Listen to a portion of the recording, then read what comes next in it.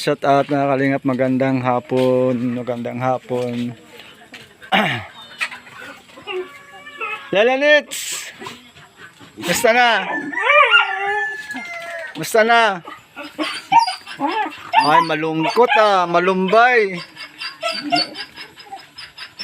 Naririnig mo ako? Ha? Bakit lalawayan ko yan? Pambira ayan. Palalawayan mo talaga sa akin Bakit nausog? Masama din ang pakiramdam. Grabe. Nakita kita kahapon sa bayan.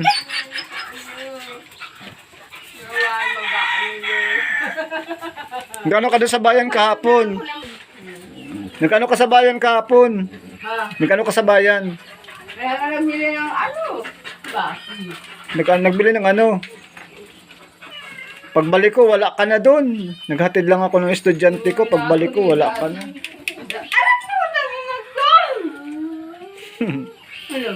Ano yan? Ano yan? Ay, ako na kamapin na ay. Ito lang ikaw. Ba't tinaaplasan mo ng Vicks yan? Mukha para ito ha.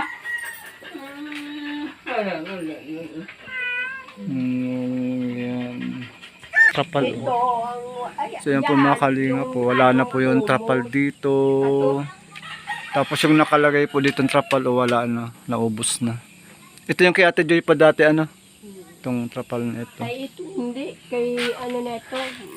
Dapat pala mag-repent na nito. Mag-repent. Oo. Mag uli.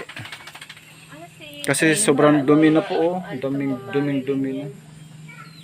Duming-dumi na ito yung mga Ito po yung kumot. Yata man yun nasasabi nila. Ito po yung kanilang barabalkon. May naghihiga din dito. Baka yan yung sinasabi nila. Oo, yan po mga kalingap po. Yan po yung ito po yung bandang likod po nila. Ito po yung sinumbi namin na bahay para kala Jennifer. At yun po yung ginawa po namin kwarto. Ayan. At ito naman po yung parang sala-sala nila. Pero dahil dito po nakatira yung anak, ginawa po nilang yan. So maganda rin po sana kung malagyan din ito ng malagyan din po ng kalahating plywood ba, tapos yung bandang taas para hindi po masyadong madilim sa loob, para sang screen, tapos lalagyan na lang po ng kortina sa loob para kasi kung katulad po nito madilim sa loob, pero may bintana po yan sa likod. Kami po nito ang gumawa nito. Ayan.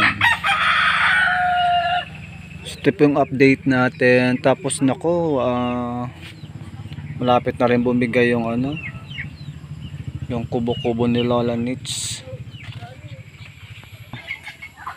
Na kaya magandang business dito sa inyo. Tayo ng mall. LCC. Dahil ba magtindahan dito sa kaya mong tindahan dito? Eh pa naman sa iyo. Ha? Nagtitinda. Ayong klase. Hindi mo niya magtindahan dito. Bulok na rin yung yung sa Nipa. 2 years. Nabubulok na rin pala yung sa Nipa kasi yan. Ano man lang yun, malipis lang naman. Plywood pati yan. Hindi yan katulad nung Hindi katulad ng tabla talaga nung tagal. So anong halimbawa may natin tungkol sa pagkapangkabuhayan ninyo? Ano yung magandang sa inyo? Yung kaya nyo talagang i-manage? maano sana ako doon sa uling, kaya lang ayun. Ang dami din ka sa utang. Sa utang na paano? Maubali yung mga mauuling, tapos ang tagal, makasulit. So, ibig sabihin hindi mo na mamanage yung ano. Kasi kung namamanage mo yan, kahit pa sabihin na may ganun, hindi mo kasi dapat aaralin mo din. Hindi sila yung matalino sa'yo, dapat ikaw yung matalino sa kanila. Ang utang kasi, alam mo naman pag utang, sa una, pag mautang, magaganda yung salita. So, dapat aaralin mo din yung mga ganyang ano, sistema.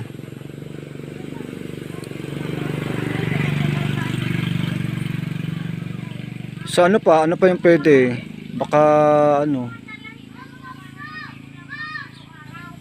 Tingnan mo kung ano yung kaya mong kung ano yung kaya mong i-manage talaga na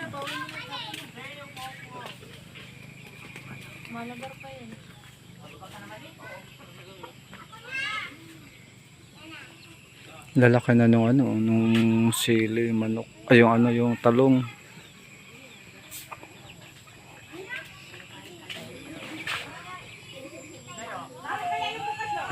Anong natin? Anong nyo? Ikaw, anong yung dalawa? Dapat, kung halimbawa magkaroon kayo ng business, tulong kayong dalawa.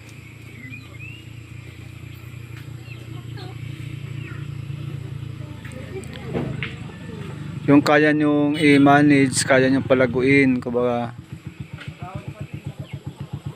Di ba daan na naman ito yung mga tribe, di ba dyan pa rin naman namimili sa baba?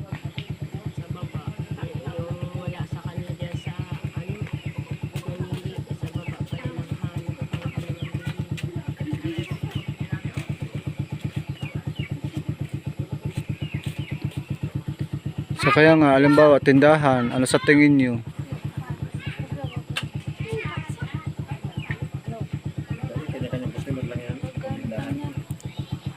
Sa palengke nga yung tindahan, tabi-tabi. Yun ang huwag mong titingnan yung, pasan tingnan mo ano yung para sa iyo. Titindahan, saka naman matay ng tindahan niya. Dito sa bakuran nyo.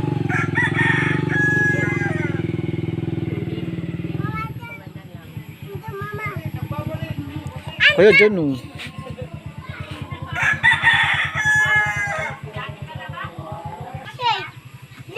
So kung sakali makakuha tayo ng mag-aano sa tindahan ninyo. Mga tinda, mga anong paninda ang Kailangan ng tao.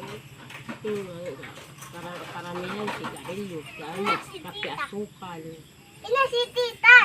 Bigas. Ano dito ay. halimbawa sa pagpalagay natin makuha natin yun. Sa tingin nyo kaya 'di ba katulad ng mga nakaraan. So yun ang gagawin natin yun kung kaya nyong i-handle yung pagtitindahan. Yun nga ang gagamitan ninyo ng strategy.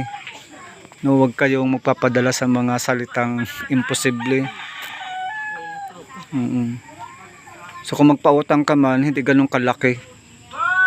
Huwag mong ibuhos na kasi hindi actually kahit anong business naman, hindi naman talaga nawawala ang utang. Pero hindi 'yon nagsasabi na okay na, sige na. Hindi talaga ganun. So ngayon ang gagawin mo, strategy. Magpautang ka man, kaunti. Hindi ka man balikan, kaunti lang din. So ganun lang talaga ang kalakaran. Pero sabi nga sa lahat ng mga negosyo ay lakasan ng loob. So yun ang natin dito. Halimbawa ay yung mga pang-araw-araw na kailangan ng mga tao. So kung sakali, kasi pag dito naman, naman dito, matatakpan ng siguro dito. Dito. Yun lang. Kung yun ay maano ni mama, baka yan yan tindahan. Yun nga, halimbawa, bukod doon sa tindahan at natatakot din kayo sa utang. So, ano kaya pang iba?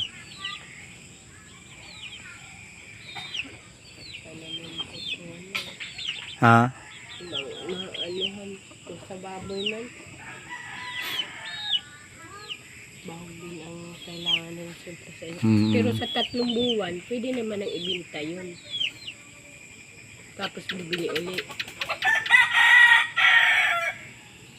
Baboy sa akin na 80 kilos na yun eh. Ang baboy kasi ngayon, pabago-bago ang ano. Mahal ngayon, bago mo man lang ibenta. Tsaka pati ang bahog, ang mahal. Kaya nga, Namura ang naakyat baba ang baboy, pero ang bahog hindi. Kumbaga naakyat lang, nataas lang siya, hindi siya nababa. akin na nga ay babawiin mo lagi doon ay bahog. Kasi yun doon. Ang halimbawa pagmamanukan, yung manok na mga native, mga Ano to yung yung mga ano, yung mga kasi para sa akin, mas ano kayo dito magmanukan, lalagyan lang ng net tapos kubo-kubo para may nasisilungan yung ano. Tapos yung mga nakikita ko sa YouTube, gumagawa sila ng paraan na hindi lahat feeds yung kanilang pinapakain. Kahit nga yung mga kangus na yan, pinapakain nila yan sa ano. Ay, yung mga anong gulay sa palengke. Maraming paraan. Ako nga lang kung meron lang akong lupa. Wala akong lupa eh. maano sana nito ang manok. Kaya lang pag yung maulan niya, maulan. Hindi, ang ano kasi dyan, ang strategy kasi dyan, lalagyan ng parang magawa ng kubo. Yung kalahati noon, kubo, para doon sila nagaano. Yung meron baga ngayon, yung parang saso, yung hindi siya basta native lang. Merong ibang breed ng manok na ano, katulad nung sa kapatid ko doon, ang lalaki na baga. Na ano ang isang piraso na Isa nga na 3 kilo. 3 kilo. Hindi siya yung 45 days, ano siya, parang native na may ibang breed yung ano nila. Tapos ano yun nga, sabi ko nga sa inyo, sasabayan ng pagtatanim.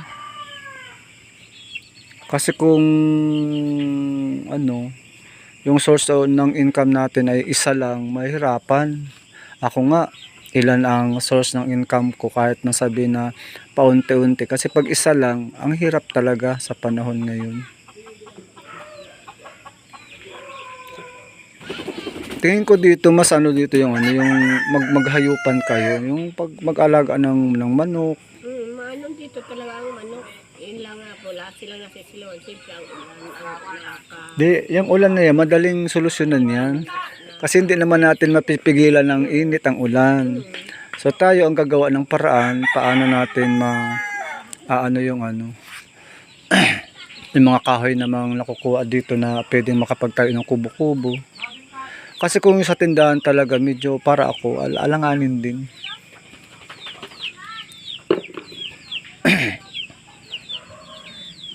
Kasi, alambawa, magkano man lang ang ano. Pero kasi sa YouTube, marami ako nakikita na yung pag-aalaga ng mga manok. Maano din, kumikita din. Tulad sa inyo, parang may regular namang nagpapadala ng ayuda ng konsumo ninyo. So ang ano doon, sasabayan niyo ng ano, halimbawa, masabayan niyo pag-alaga ng manok. Dahil napansin niyo naman, kahit naman kayo napapansin namin, halos regular na minsan nauubusan kayo, nawawalan, pero hindi naman matagal. Pagka sunod-sunod na naman yung ano. Yung mga ganun dumarating yung ano, samantalahin niyo yung pagkakataon.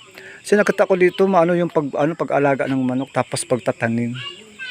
Ang ganda ng ano nyo dito, ang ganda ng lugar nyo. Anuhan lang. Sabi ko, pag ano, lilinis ako yung inanando ni mama, inanuhan na niya, ginamat, eh, hindi naman nasunog at nagparaulan na. Lalo ngayon, maulan, maggamas ngayon, maganda, madali lang.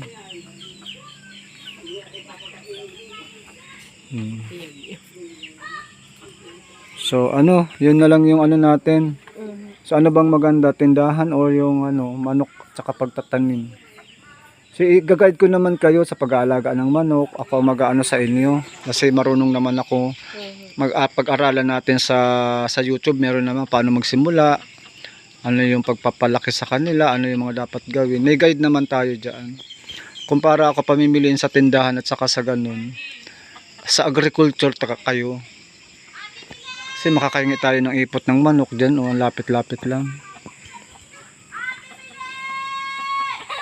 So, ayun. Sige po mga kalingap, magandang gabi po. In-interview lang po natin si Ate Jennifer para po alamin po natin kung ano po yung pit na pagkakakitaan po nila mag-asawa na kung saan paano tulong po silang mag-asawa o tulong silang pamilya. Yung nga po, una po nating inalok yung tindahan. Kaya lang talagang parang negative. Kasi makailang beses na rin po baga nag-try sa pagpamimili ng uling na po. Mahirap din po talaga. Kaya naisip ko sa livestock and agriculture. Kasi po, yan po, maganda po yung place. Medyo gabi na po mga kalingap kasi medyo busy po ako. Ito po yung bandang harap nila. So, i-arrange lang po natin yan. Kapag tanim ng mga importanteng mga gulayin na po. So, ito po mga kalingap yung likod po na malawak ito na pwede po nilang pagtaniman. Madilim na po ako mga kalingap. At yun, pwede po livestock or pag aalaga ng mga manok na hindi po siya 45 days. Yung ibang breed ng manok parang saso po yata yun. Ayun, so yun po, maraming salamat. God bless po sa inyong lahat. Please pa-support po ng channel ni Kuya Bal Santos Matubang Kalingap Rob. Ayan, maraming salamat po sa mga sponsor na nais po magpaabot ng tulong, kabuhayan dito po kala Jennifer. Yan, binibisita po natin at pag-aaralan po natin kung ano po yung maganda para po hindi po nasasayang yung yung puhunan. Ayan. Sige na, punta na ako ha. Asan na si Lola Nitz? Sige po mga kalingap, maraming salamat. God bless po.